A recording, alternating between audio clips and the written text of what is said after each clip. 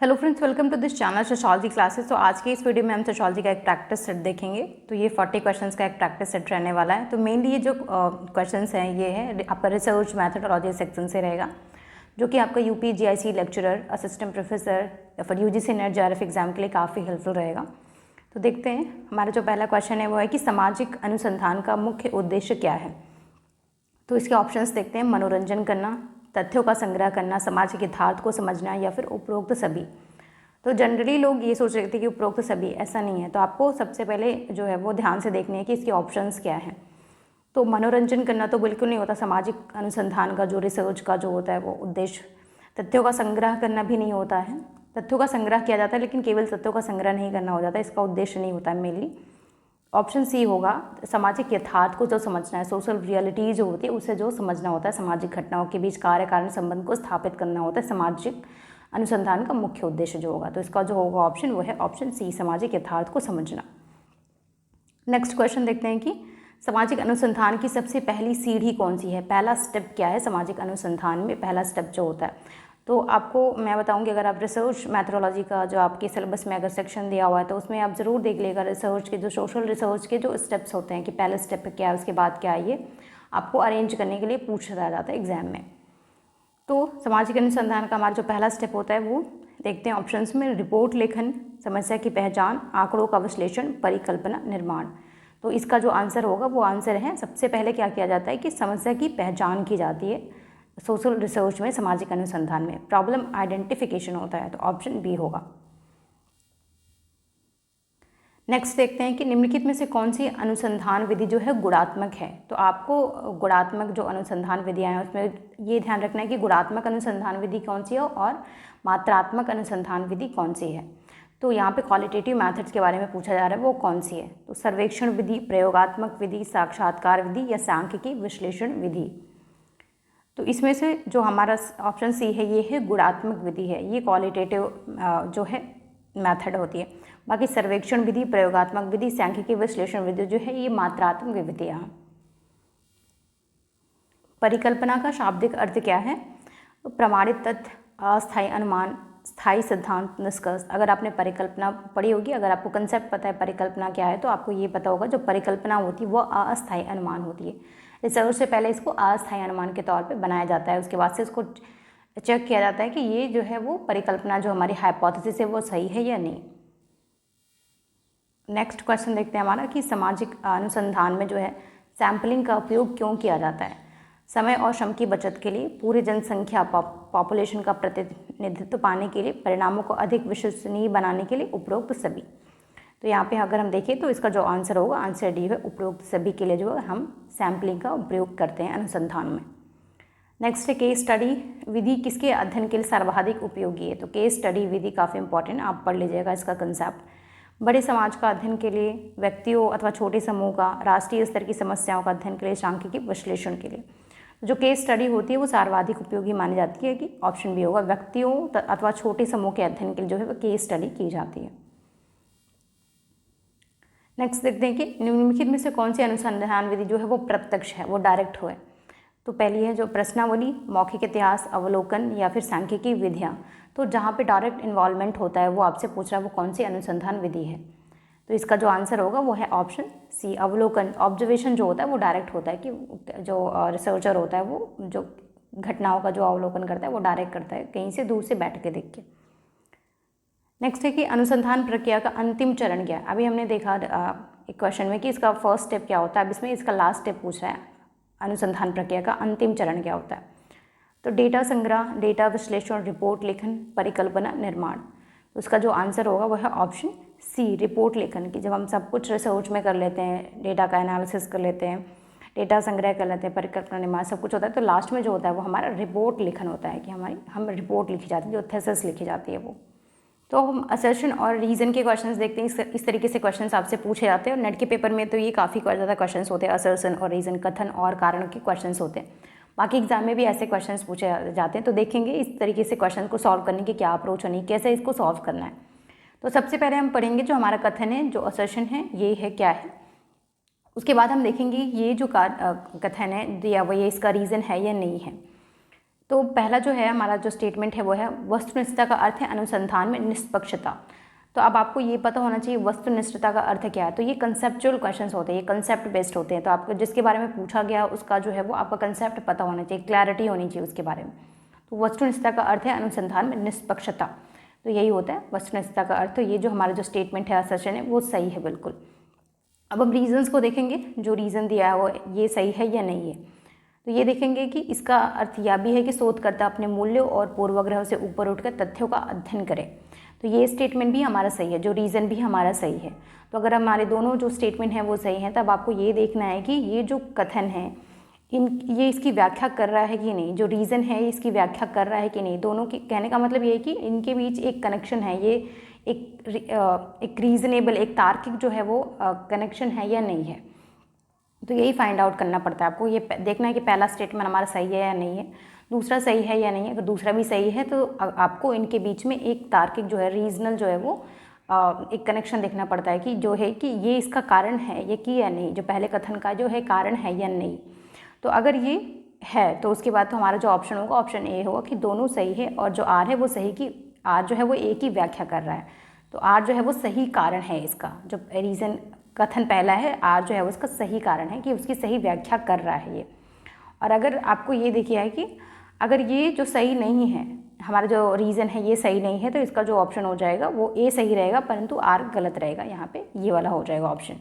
और अगर तो इसीलिए इस तरीके से क्वेश्चन को सॉल्व करने के लिए आपको जो कंसेप्ट पे अच्छी क्लैरिटी होनी चाहिए, कंसेप्ट पता होना चाहिए। जब आपको वस्तुनिष्ठता का अर्थ नहीं मालूम होगा तब इस तरीके से क्वेश्चन आप नहीं कर पाओगे। आपको पता ही नहीं होगा कि हमारा जो पहला कथन है, जो असर्शन है, वो सही है या नहीं है, तो फिर आप इसके पे रीज़न भी फाइंड आउट नहीं कर पाएंगे। तो कोशिश करिए कि जब भी आप पढ़ें तो कंसेप्ट को अच्छे से समझें, तभी आप इस तरीके से क्वेश्चन को सॉल्व कर पाएंगे।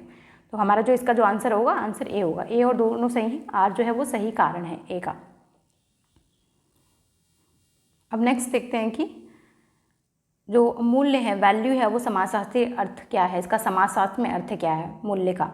तो वस्तुओं का आर्थिक मूल्य, किसी व्यक्ति का व्यक्तिगत पसंद, समाज द्वारा स्वीकार किए गए आदर्श और मानक वैज्ञानिक नियम। तो इसका जो आंसर होगा वो है ऑप्शन सी, समाज द्वारा स्वीकार किए गए आदर्श और मानक को जो है मूल्य कहते हैं समाजशास्त्र में, तो ऑप्शन सी होगा। नेक्स्ट है वस्तुनिष्ठता का अर्थ क्या है, ऑब्जेक्टिविटी का अर्थ क्या है, आपको ये पता होना चाहिए। तो व्यक्तिगत दृष्टिकोण को महत्व देना, अनुसंधान में पूर्वाग्रह से मुक्त रहना, केवल धार्मिक मान्यताओं पर आधारित होना, केवल मूल्यों पर आधारित होना।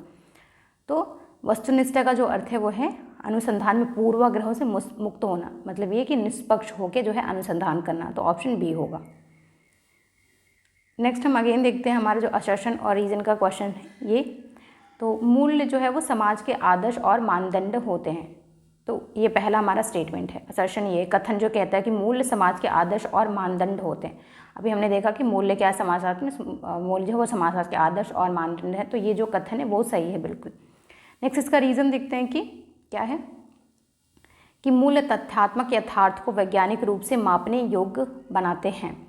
तो इसे आप ध्यान से पढ़िएगा, नहीं आपको ये भी लगेगा कि ये भी सही, कि मूल्य जो है तथ्यात्मक यथार्थ को वैज्ञानिक रूप से मापने योग्य बनाते हैं। तो ये जो हमारा स्टेटमेंट है, जो हमारा जो रीज़न है वो गलत है, क्योंकि मूल्य जो तथ्यात्मक यथार्थ को वैज्ञानिक रूप से मापने योग्य जो है वो नहीं बनाते हैं। ठीक है, तो इसका जो आंसर हो जाएगा वो है हमारा कि ए सही है परंतु आर गलत है, तो इसका ऑप्शन होगा ऑप्शन सी। नेक्स्ट देखते हैं कि मूल्य मुक्त समाजशास्त्र की अवधारणा किसने दी है, Durkheim, Karl Marx, Max Weber, Herbert Spencer. तो मूल्य मुक्त समाजशास्त्र की अवधारणा जो करते हैं की बात करते हैं वो है मैक्स वेबर, ऑप्शन सी।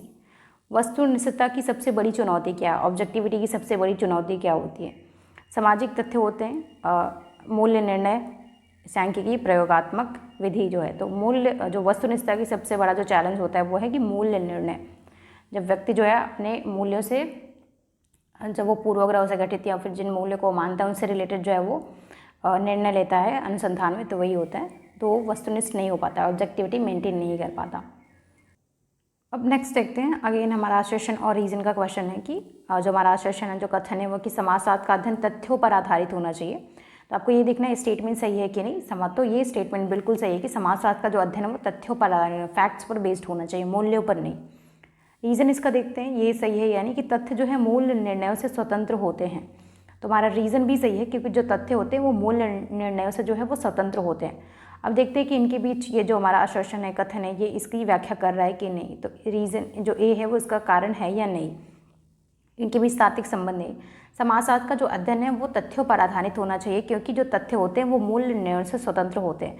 तो हम देख रहे हैं इनके बीच में एक लॉजिकल कनेक्शन हमें दिख रहा है। तो हमारा जो ए और आर दोनों सही हैं, जो आर जो है वो सही कारण है। जो कथन जो कथन का जो आचरण का जो है आर जो है वो सही व्याख्या कर रहा है। तो ऑप्शन ए होगा इसका।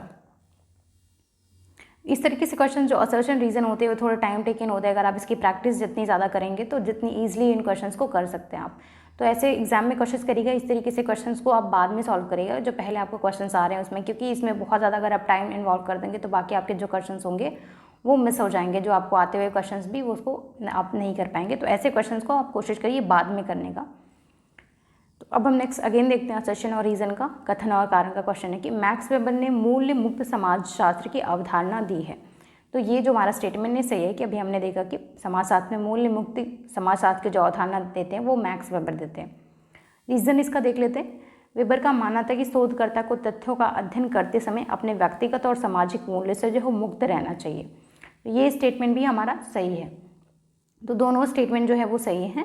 और जो हमारा जो आर है जो इसकी सही इसका कारण है, कथन का कारण है। तो ऑप्शन ए का ए होगा कि ए आर दोनों सही है और जो आर है वो ए का सही कारण है। अब नेक्स्ट क्वेश्चन देखते हैं कि अनुसंधान में वस्तुनिष्ठता को बनाए रखने का प्रमुख साधन कौन सा है। कि हम अपनी ऑब्जेक्टिविटी को मेंटेन जब करते हैं तो उसका जो प्रमुख साधन है वो कौन सा है। व्यक्तिगत मूल्य को महत्व देना, तथ्यों और प्रमाणों का आधारित निष्कर्ष निकालना, शोधकर्ता की धारणा को पर भरोसा करना, नैतिकता की उपेक्षा करना। तो इसका जो ऑप्शन होगा वो है ऑप्शन बी। जब तथ्यों और प्रमाणों पर आधारित निष्कर्ष निकाला जाता है तो वहाँ पे ऑब्जेक्टिविटी जो है वो मेंटेन रहती है, वहाँ पे व्यक्ति पूर्वाग्रहों से ग्रसित नहीं हो पाता। नेक्स्ट देखते हैं कि समाजशास्त्र में वस्तुनिष्ठता का विरोधी सिद्धांत कौन सा है। तो आपसे ये पूछ रहा है कि वस्तुनिष्ठता का ऑपोजिट कौन सा है। तो वैज्ञानिकता ये बिल्कुल नहीं है, व्यक्तिपरकता, अनुभववाद या सांख्यिकीकरण।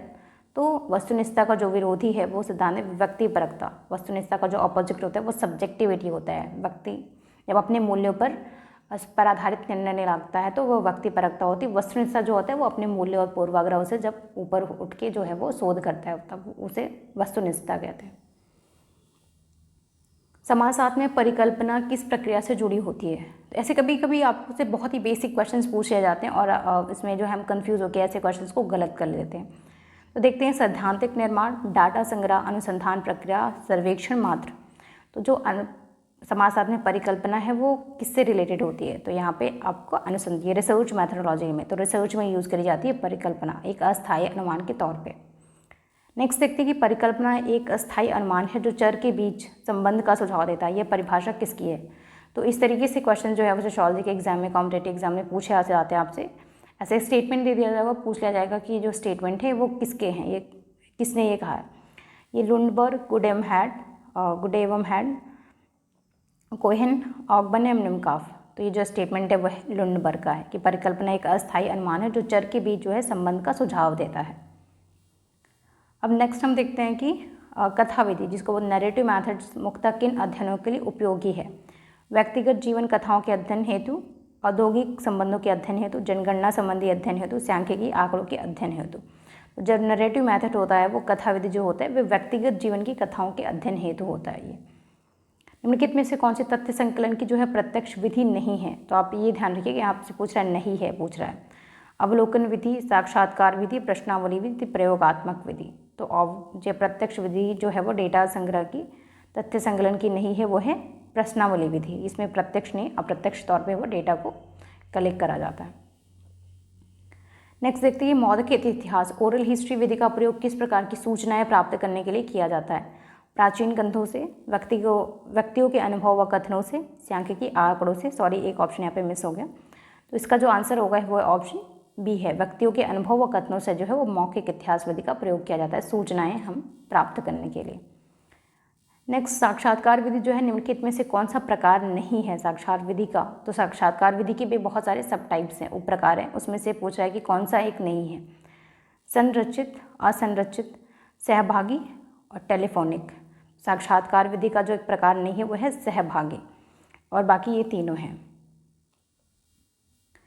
नेक्स्ट हम देखते हैं कि नमूनाकरण, जिसको इंग्लिश में सैम्पलिंग भी बोलते हैं, तो ये कंफ्यूज मत होइएगा। तो नमूनाकरण का मुख्य उद्देश्य क्या होता है, सैम्पलिंग का जो है मुख्य उद्देश्य क्या है, समय और श्रम की बचत करना, पूरे जनसंख्या का अध्ययन करना होता है, अनुसंधान को कठिन बनाना, केवल आंकड़े एकत्र करना होता है। तो इसका जो आंसर है वो है ऑप्शन ए जो है वो समय और श्रम की बचत करना होता है, सैम्पलिंग जो हमारा मुख्य उद्देश्य होता है। जब प्रत्येक इकाई को नमूने में चुने जाने की संभावना जो है वो समान होती है तो उसे क्या कहते हैं, स्तरीकृत नमूना सैम्पलिंग, यादृच्छिक नमूना रैंडम सैम्पलिंग, क्लस्टर जो है सैम्पलिंग, या फिर प्रणालीगत जो है वो सैम्पलिंग होती है। तो ये जो होता है जब प्रत्येक इकाई को चुने जाने की संभावना समान होती है तब उसे बोलते हैं यादृच्छिक रैंडम सैम्पलिंग होती है वो। स्तरीकृत नमूना का प्रयोग कब किया जाता है, जब जनसंख्या एक समान हो, जब जनसंख्या विषम हो, जब केवल एक वर्ग का अध्ययन करना हो, जब नमूना जो है वो छोटा हो। तो इसका जो आंसर होगा स्तरीकृत नमूना का प्रयोग कब किया जाता है कि जब जनसंख्या विषम होती है तब। तो ये जो रिसर्च मैथडोलॉजी सोशियोलॉजी का थोड़ा सा टफ जो है वो टॉपिक माना जाता है। तो अगर इस तरीके से क्वेश्चंस आपको अगर आपने नहीं पढ़े तो थोड़े से डिफिकल्ट लग रहे होंगे, और अगर आपने ये टॉपिक जो है वो पढ़ा तो आपको ईजी लगेंगे। तो अगर आपके पास साहित्य भवन पब्लिकेशन की बुक है तो उसमें रिसर्च मैथडोलॉजी को काफ़ी अच्छे से वो डिफाइन किया गया, एक्सप्लेन करा गया है, आप वहाँ से पढ़ लीजिए। उसके बाद वहाँ से रिलेटेड जो है वो आप YQs या क्वेश्चन सॉल्व करेंगे तो काफ़ी ईजी आपको लगेगा। नेक्स्ट देखते हैं कि क्लस्टर नमूना में क्या किया जाता है। तो पूरी जनसंख्या को छोटे समूहों में बांटा जाता है, केवल एक वर्ग को लिया जाता है, शोधकर्ता स्वयं इकाइयाँ चुनता है, इकाइयों को क्रम में चुना जाता है। तो क्लस्टर सैम्पलिंग में क्या होता है कि पूरी जनसंख्या को छोटे छोटे समूहों में बांटा है, छोटे छोटे क्लस्टर में बांटा जाता है, तो यही होते है क्लस्टर सैम्पलिंग। अब नेक्स्ट देखते हैं कि नमूना त्रुटि क्या है, सैम्पलिंग एरर किस कारण से उत्पन्न होती है।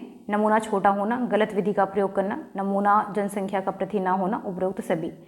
तो जो हमारी जो सैम्पलिंग एरर होती है, नमूना छोटा होना, गलत विधि का प्रयोग होना, नमूना जनसंख्या का प्रतिनिधि नहीं ना होना, तो ऑप्शन डी होगा। ये उपरोक्त सभी के कारण जो होती है वो सैम्पलिंग जो एरर होती है। समाजशास्त्र में नेक्स्ट देखते हैं कि समाजशास्त्र में सर्वेक्षण होते कि इस प्रकार का नमूना सबसे अधिक जो है उपयोगी माना जाता है। कोटा नमूना होता है, कोटा सैम्पलिंग, स्तरीकृत सैम्पलिंग, आकस्मिक नमूना, उद्देश्यपूर्ण नमूना। तो इसमें जो सबसे ज़्यादा यूज़ किया जाता है वो है समाजशास्त्र में सर्वेक्षण होते वो है स्तरीकृत नमूना होता है, स्तरीकृत सैम्पलिंग। नेक्स्ट देखते हैं कि अवलोकन का अर्थ है किसी घटना या व्यवहार को प्रत्यक्ष रूप से देखकर उसका वैज्ञानिक अध्ययन करना। ये जो है परिभाषा किसकी है, तो इस तरीके से क्वेश्चंस आपसे पूछा जाता है। जब भी आप ऐसे क्वेश्चंस पढ़े तो ये ध्यान रखिए कि जो स्टेटमेंट है ये किसका है, किस समाजशास्त्री किस थिंकर का है। ऑप्शन देखते हैं गुडे एवं हैट का, PV यंग का, चैप्पिन का, मैकावर का। तो इसका जो ये स्टेटमेंट है वो है PV यंग का है कि अवलोकन का अर्थ किसी घटना या व्यवहार को प्रत्यक्ष रूप से देखकर उसका वैज्ञानिक अध्ययन करना है। नेक्स्ट है कि अवलोकन प्रत्यक्ष अनुभव पर आधारित है, वैज्ञानिक अध्ययन की विधि है। अवलोकन प्रत्यक्ष अनुभव पर आधारित वैज्ञानिक अध्ययन की विधि है, यह परिभाषा किसकी है। तो आपको ये सिमिलर लगेगा लेकिन इसमें डिफरेंस है, तो ये ध्यान रखिएगा। ये लुनबर्ग, गुडे एवं हैट, मैकावर, PV यंग।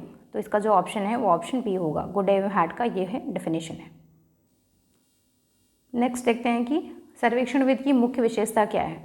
बड़े पैमाने पर अनुसंधान, नियंत्रित वातावरण, और केवल गुणात्मक डेटा, केवल प्रयोगात्मक डेटा। तो सर्वेक्षण विधि की जो मुख्य विशेषता है वो है बड़े पैमाने पर अनुसंधान किया जाता है। सर्वे जो है वो बड़े पैमाने किया जाता है, काफ़ी बड़े फील्ड में। नेक्स्ट है कि सर्वेक्षण विधि में सबसे बड़ी समस्या कौन सी है। विश्वसनीयता की, डेटा की पुनरावृत्ति, उत्तरदाताओं की कमी, निष्पक्षता की कमी। तो जो सर्वे मैथड की जो सबसे बड़ी जो कमी होती है वो है निष्पक्षता की कमी इसमें होती है। अंतर्वस्तु विश्लेषण विधि का मुख्य उपयोग किसके अध्ययन में है किया जाता है। प्रत्यक्ष अवलोकन में, साहित्य दस्तावेज, समाचार पत्र, पत्रिकाओं की सामग्री में, सर्वेक्षण अनुसंधान में, जनसंख्या गणना में। तो इसका जो ऑप्शन होगा वो है ऑप्शन बी, साहित्य दस्तावेज, समाचार पत्र, पत्रिकाओं की सामग्री में जो अंतर्वस्तु विश्लेषण विधि का जो है वो प्रयोग किया जाता है।